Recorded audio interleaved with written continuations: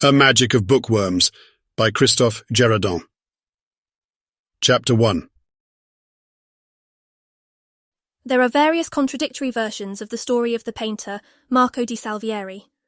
Marco di Salvieri was said to have had 4 wives. On this point, the 4 bookworms agree. But from this founding consensus, a veritable tree of discordant facts unfolded. For months now, at the very heart of the book you are reading, and that's its soul, the life of the polygamous artist has been bitterly debated, divided between 4 divergent readings, 4 flavours of the same biographies, and 4 ways of filling in the gaps in history. When the bookworm that I am first develops the idea that de Salvieri, indeed united to 4 damsels, did not consummate any of his marriages, bookworm Jacqueline laughs, the candles flicker, her enormous spongy grimoire topples over the desk, she compasses it almost standing up. Her index finger hovers over a decomposing page, and then taps a bulging nota-bene, reading. The painter was certainly not very tactile, but he did honour his 4 wives, as a man in love would.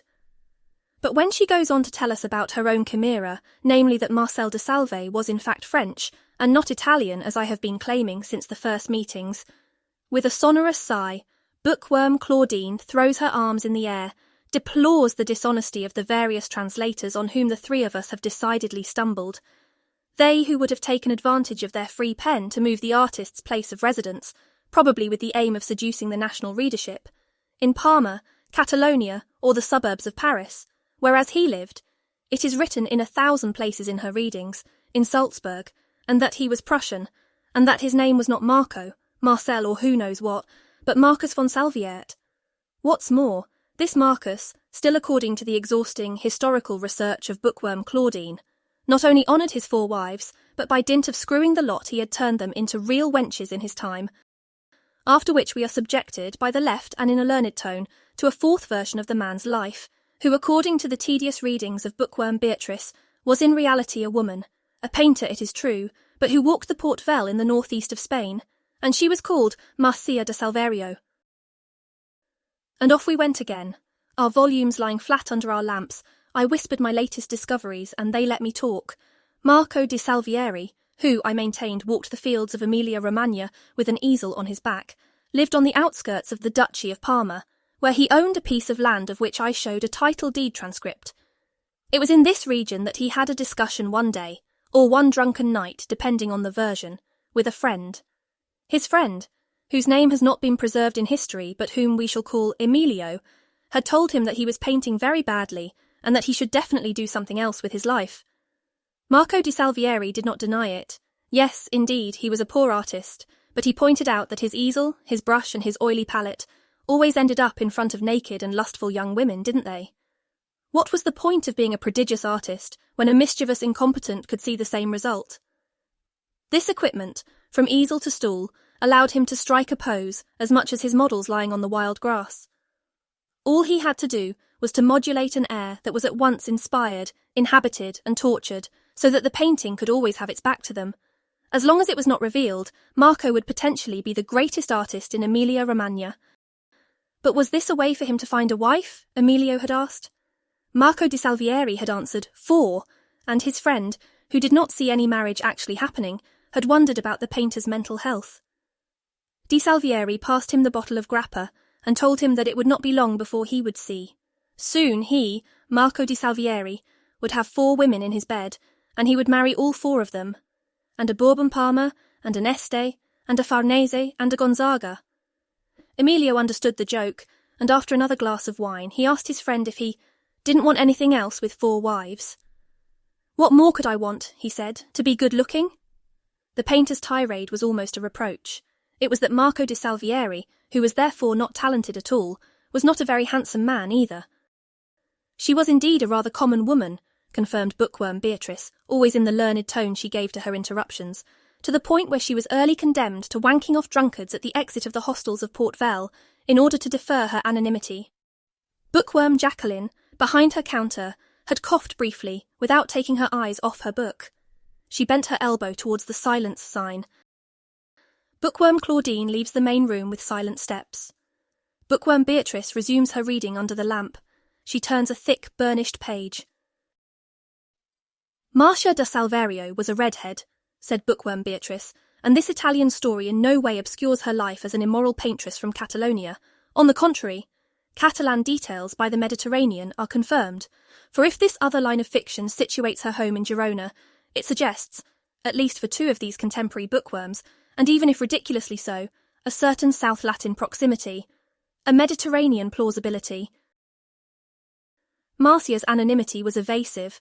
That was a wobbly phrase bookworm Beatrice had uttered to describe Marco's, Marcia's, Marcel's, or Marcus's incognito, an adjective that must have been something like relative anonymity, but I enjoyed watching Beatrice's eyes peel back her sixth form synonyms. There is silence. When silence fell in such a way, the atmosphere in the library changed. Then I would casually contemplate the volume of gas that bookworm Jacqueline occupied at the counter. In this cubic metre of sulphur, I thought, perspired bookworm Jacqueline and her book. She, with her eyes lowered to an indecipherable page, I imagined, her face lit from below, the shadow of her chin on her nose, that of her cheekbones in her eyes, she would remind me of unconscious Pandora opening her box. In this volume of gas, this statue with a large bun and inverted features was perhaps reading a passage that would upset all three of us. I had imagined her unfolding the leather cover on an illumination. Perhaps she was staring at me from underneath, too, assessing the relevance of showing me her discovery, this inconceivable turn of events in Marco's life that the rest knew nothing about. My delirium persisted. Now she was boiling, reeking of the carbon that emanated from her body. In this volume, her own oxygen was macerating, snaking within itself, a little beige like the perfume of genitals confined for too long, like dirty blonde hair waving like seaweed in a spicy soup. I know now that she is staring at me. Bookworm Claudine enters the reading room. Bookworm Beatrice enters the reading room. I think of anonymity. I think of the volume of stale air, of our 4 volumes of stale air, ours our own, with our own sulphur, our own gas, growing since the distant days of the baths, effluvia that is carried like an endless spicy veil through the reading room, from lamps to shelves, from shelves to lamps, to anonymity, to Marco di Salvieri, to the way he sews us through the pages, to invoke our lies. Bookworm Claudine leaves the reading room. Beatrice is lost in contemplation of the vehicles at ground level, a yellow caterpillar truck behind a white Ford. I dream that it is raining. I decide that it is raining, that the cobblestones of the streets are black with rain. The voice of Bookworm Claudine reaches us from the vestibule. It's a melody, she whispers. Maybe it's a song, maybe it's a poem in several tones. The library and its bookworms. A penumbra marked out by glimmers, where different types of sulphur can be cooked over time. Beatrice no longer observes the vehicles, she leaves the reading room, and then the singing in the south room no longer reaches me. Claudine was the last one to lock herself in here. We had watched her for a long time before agreeing that she was indeed a bookworm. Beatrice and I had surrounded her, almost cornered her. Do you know what a bookworm is? It's a little wriggling animal that gnaws on old books. We both think, and so does Madame Jacqueline, that you are a bookworm because you wriggle when you read the life of Marco di Salvieri. Of Marcia da Salverio, Beatrice would tell you. Madame Jacqueline lowers her glasses and whispers of Marcel de Salve.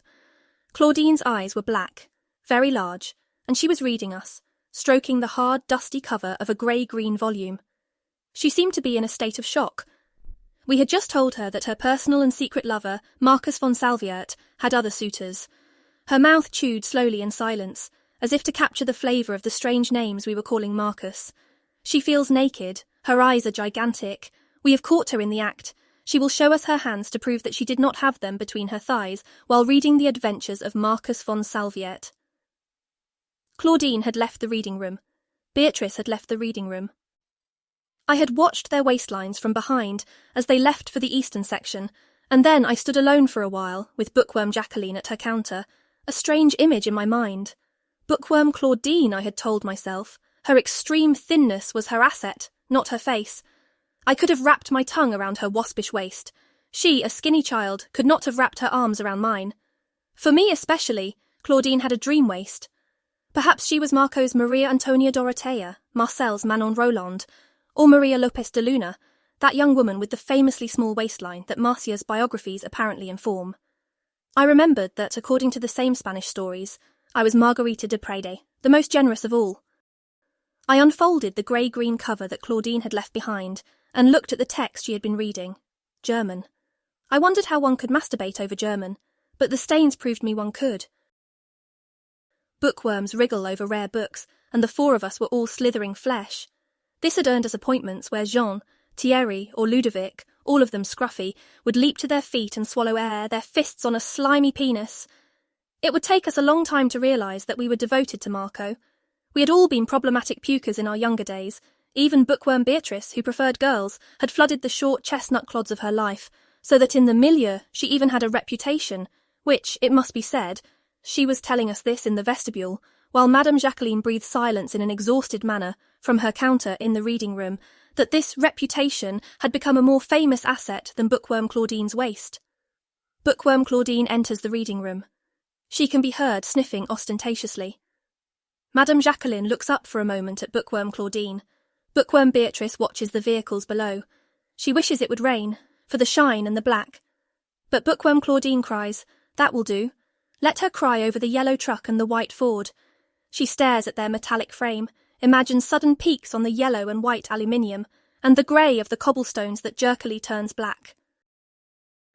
Madame Jacqueline once waxed lyrical about a book on the back row of a shelf in the North Reading Room. She said, "The North Room rather than Reading Room 2, because the library is in the shape of a cross of 5 rooms, from the vestibule to Room 2, passing through Room 1, the central one, where we have our habits, and she her counter. A North Room, a South Room, an East Room, a West Room, and a Central Room. It wasn't complicated," she said, "but we still had to think about East and West. The East was the powder room, and the West we didn't really talk about. It didn't have a name, or rather it had 1,000, which we kept to ourselves." The book in question was in French, Madame said, and contained the story of the youth of Marcel de Salve and his 4 wives. We weren't really listening, because it was that story all over again, and because we were perhaps still wondering whether the West was left or right.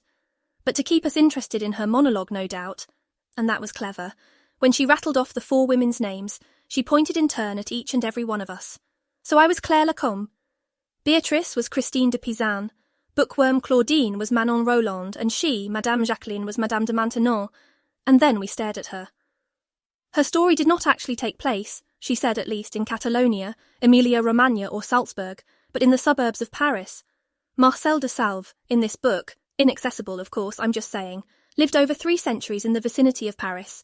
I think for a moment about Claire Lacombe, of what I might have looked like at the time of the Revolution, and I finally remember well that I had a cardboard false arse indeed, at some point in my lives. Bookworm Beatrice secretly examines her nails, because Madame Jacqueline describes the dirtiness of Christine de Pizan's fingers. Bookworm Claudine seems to be waiting for the moment when Madame will say that Marcel has shagged us, but that never happens. Like Marcus, like Marco, like Marcia, the cardboard arses of Marcel's wives have never snapped under his attacks. Is this true? 2 hours later, the 4 of us were in the East Room, the powder room, and we were happily powdering ourselves. Bookworm Claudine turned her head to the side, and so did I, because the sulphur and gas emanating from the brunette's cunt had reached our noses. Bookworm Beatrice had no doubt heard what Madame was saying about Christine de Pizan, the details of what was going on inside her false arse, and Bookworm Beatrice had begun to scratch herself. Her nails would go black, that's for sure. It was disgusting, of course, but it gave us another opportunity to appreciate the well-built, well-proportioned body of Christine de Pizan. This injustice ran through the generations and the fictions. I had already thought so when she was Vittoria Farnese, and we had started, Bookworm Claudine and I, to powder ourselves furiously, and I could see that we were both thinking of the same thing. That is to say, how could Marco stop himself from butt-fucking her? Bookworm Claudine's little pout, as she sent the powder to her armpits, showed that we were both thinking about the same hole. Bookworm Claudine leaves the powder room. Madame Jacqueline continues to smell like an egg in her wicket, but nothing is said. Marcel de Salve had been shagging us. I thought he hadn't, but he had. I don't know if Madame made this up to keep our attention, or if it was because this version of Marco de Salvieri was a Frenchman, or better still, because we were French women, and it was well known. The story was that Marcel de Salve had a good friend, whose name remains a mystery, and that one day the painter predicted that his paintings would bring him 4 wives, to which the friend, whom we shall call Émile, had slapped his thigh. But Marcel knew what he was doing. He was ugly, but he was clever, and he had piled up 4 wives in his Bologna home. Bookworm Beatrice, in a falsely detached manner, wanted to know how precisely he shagged us. Well, how he shagged Christine de Pizan, for example. But Madame Jacqueline looked evasive, the back of her hand wandering to the inaccessible rows of shelves, those at the very top, out of reach of our outstretched arms, plunged into the absolute darkness. Maybe one day we'll be able to tell, who knows, if the worm-eaten shelves end up collapsing, vomiting onto the library floor those tomes we think we can see up there. Bookworm Beatrice seemed to be interested in that part of Marcia da Salverio's biography, where it is stated that the paintress tried her hand at one and only one man, having been content, as the bookworm liked to point out a little too often, to jerk off the drunkards here and there. "We agree," she said, "that wanking off drunkards is not true love, or else I've known true love a very long time ago, and I didn't enjoy it that much." At least, I told myself, she, Beatrice, had known true love. Bookworm Claudine leaves the reading room for the north room. Madame Jacqueline becomes a confidant. We are both almost face to face. Madame de Maintenon was Marcel's first. Old cunt, old blunderbuss. She sailed down the rows that Bookworm Claudine was trying to reach in the north room. We chewed our meat in silence. I gnawed the brown shin-like pieces, remembering the books about Marco di Salvieri's youth. I stared at the mirror where an enormous Elizabeth of Parma reflected back her bovine eye. To a question from Bookworm Beatrice to Bookworm Claudine, which I heard but did not listen to, the latter replied, "Ja, sicher," and Madame and Bookworm Beatrice gave an amused snort, and Bookworm Claudine did not understand at once, was gits. Then she put her 2 hands over her mouth and giggled to herself, delighted. After dinner, our reading resumed. We were all lost in the silence of the central room. The sporadic sliding of parchment chapters punctuated the afternoon, until the evening poured. Every day we tried to glean new information about Marco, about Marcia, about Marcus or about Marcel, and it never occurred to me that the information I was gleaning always concerned Marco di Salvieri, never Marcia, Marcus or Marcel, and that it was the same for the others. Each of us seemed to only come across the elaborations of our own version. Sometimes a sound of cracking wood, 3 faces would rise, and we would observe a back and an arm stretched towards a high shelf. We could hardly reach the 6th level. Only Madame Jacqueline, that giraffe of a woman, managed to reach the 7th level on the tips of her toes. Of course, we could each see an 8th level, hidden in almost total darkness. It was impossible to see any higher. Of course, that was precisely where the possibility existed. All possibilities. That I was the favourite of Marco's 4 wives. That he had a taste for curvaceous women. That he made me 2 children. That in the evenings he would beat my arse like a psychotic butcher. I have left off the description of the West Wing, the famous West Wing, the pinnacle of this story, the threshold we never dare cross, and in there will be the last volume of each of Marco di Salvieri's versions, in which everything will become clear to the bookworms and the reader. No, the West Wing is not a place to deflower after overcoming our irrational fears, closing this quadruple swoon story with a nimble fall. It isn't. The West Wing is the place we shit in, the place where we shit, piss and masturbate. We go there one at a time, when possible. It's a last coquetry we allow ourselves as respectable wives. By dint of entering this cesspool, we manage to feel who precisely preceded us there, even if we eat the same thing. Or what she did there, and often how much. But here too is our mausoleum, 4 small mounds to the glory of our husband. This is how I learned what the yellow and red flag of Catalonia looked like, and where I learned to appreciate Bookworm Claudine's photomontages. Among the candles, underneath the Prussian flag, are famous people in black and white glued on a background reminiscent of Tyrol. That's Claudine's idea of him. Marcus is tall, dark and sarcastic, and reminds me of a star from the last century. Maybe he's a young Justin Bieber, but I don't ask.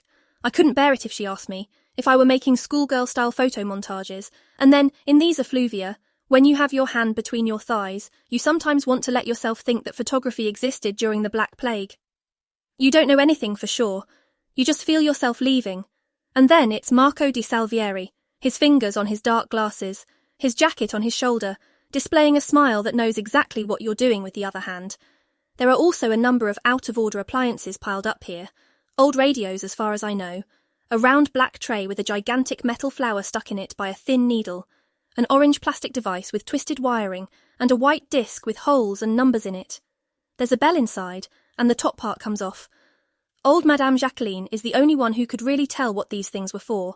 And then there is this condemned floor, probably the attic of the library. A rudimentary staircase leads to a small trapdoor through which my pond would probably not fit. Sometimes I think about the rain falling directly under the roof of this attic. I let myself dream about it. By the time I reach the bottom of the small staircase, my boots are soaking in 4 different flavours of shit. 4 different ways of turning frolic into a stringy paste. Marcia the Redhead, from her Catalan surname da Salverio, had accumulated 4 marriages, thwarting the prognosis of her best friend, whom we shall call Emilia, to whom she had early on mentioned her plans. She had told her that she was the paintress, and that this singularity at the time had earned her the confidence of a certain type of women, embarrassed by the male gaze of their fathers or uncles' painters. Emilia that day was washing Marcia's red hair, and standing behind her, she gauged her friend's expression from above. Cautiously, Emilia asked, "Who are you thinking of marrying, my dear?"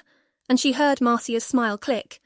Isabelle de Fortier, first of all, for her plastic beauty, Margarita de Prades for her morphological generosity, Maria Lopez de Luna because she prefers men, and my last prey is none other than Joseph, because he too prefers men. Emilia had swallowed the air. Joseph Burglar. It was a gamble for him to marry a lady. However, Marcia did marry all 4, and lived for many years painting naked bodies and drowning boats on the Port Vell. We powdered ourselves in a cathedral-like silence.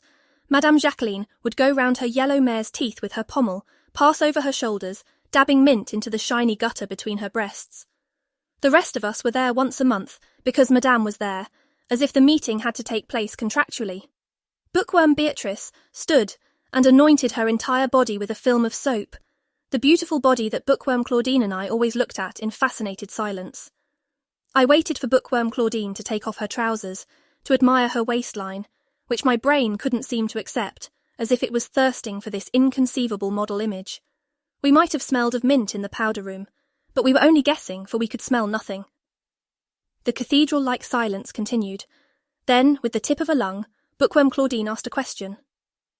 We all turned to Madame Jacqueline, for it seemed implicit that the question should be put to her. Madame Jacqueline continued to powder herself, and this went on for a few minutes. Then she summed up the question. Does magic exist? And Bookworm Claudine said, real magic. I think that if Bookworm Claudine had asked the 2 of us, and not Madame, we would have gone on about mercury, sulphur and salt, and that we had been immersed in this alchemy for months. But Madame Jacqueline was staring at Bookworm Claudine in the mirror without a smile, and one sensed that the answer would have to do with books. Real magic, of course it exists. You're in it, we're in it. Don't you think so? Madame Jacqueline will tell us a story. I will tell you a story. When I was a little girl, I read The Adventures of Daria Devushka by Debo Konstantinov.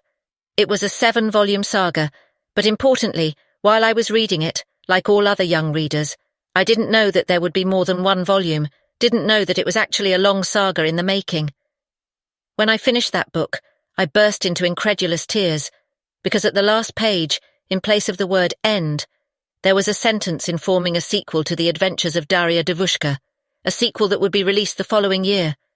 Then I was plunged into a strange state, a second state of euphoria and love, of impatience and infinite possibilities, of hope, of faith. It was this phase, my first contact with real magic, my dear bookworms, the discovery of a sequel, or the promise of one, when you think you're done with the greatest story in the world. More generally, the awareness of a future of which we know nothing, and in which everything is possible, even by definition the impossible. For Debo Konstantinov's elaboration of true magic did not stop there. The author was lying on his deathbed when he scratched out the last sentences of his 7th volume years later, and before he drew his last breath, knowing full well that he would not live through the night, he wrote a very, very last sentence in place of the word end in that 7th volume. His widow discovered it, stained with blood, shortly after the funeral, when she packed up her late husband's last papers and filed the scattered leaves of his last manuscript. This sentence was, "The continuation of the adventures of Daria Devushka will be discovered in Volume 8 to be published at an undetermined date." That's the real magic. Madame looked at us one after the other in the mirror, and we all just stood there. We stayed like that. When she put on her glasses, she added, "And we, here in the library, don't live anything else. We wait for the next volume. We know it is there, among the thousands of accessible books, or the 100 or so inaccessible books in the 8th level, or 9th, books in the dark, the continuation of the adventures of Marco, Marcus, Marcia and Marcel. It's all here, and let me tell you something. If Daria Davushka's adventures were 7 volumes long, our husband's number of volumes is far too many for us to have enough time in our lives to read it all. That's just it. Real magic exists, and all 4 of us are in the grip of the library's magic." Tonight I saw Bookworm Beatrice standing on a small table in front of one of the shelves in the northern section. Her body was pressed against the spine of the accessible books, and she was reaching for the 7th shelf. In her hand I could see a wooden spoon, which she seemed to be scraping one more level up. Once a week we have a kind of meeting. We pull the desks out of the central room and sit in a circle on the floor on the Persian carpet. A mound of candles is formed in the centre of this circle, and sometimes we put a particular volume on it, sometimes just candles, and we meditate, our eyes on the 3 faces around us.